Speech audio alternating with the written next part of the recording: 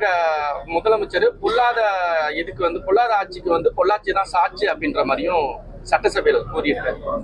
அதாவது திமுகல எப்போதுமே அடுக்குமொழி பேச்சு ரொம்ப இருக்கும். மக்களுக்கு அது ஏதாவது உதவுமான்னு பாத்தீங்கன்னா,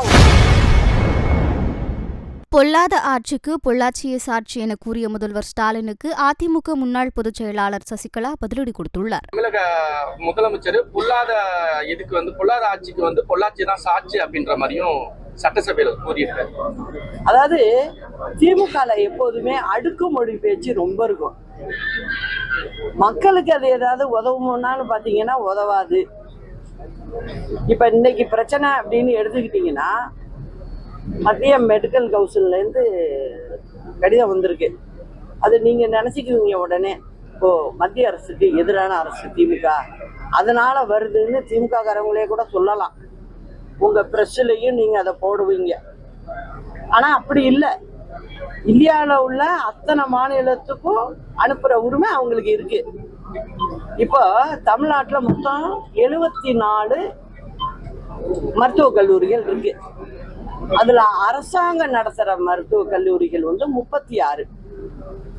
36ல MBBS, MD இதெல்லாம் வரிசையா இருக்கும். BDS, MDS எல்லாமே வரும். இதுல மொத்தம் பாத்தீங்கன்னா 7636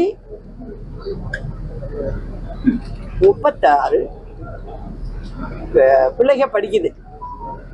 இந்த ஆட்சிக்கு எத்தனை வருஷம் ஆச்சு? ஆட்சி இப்ப போற கட்டத்துக்கு வந்துருச்சு.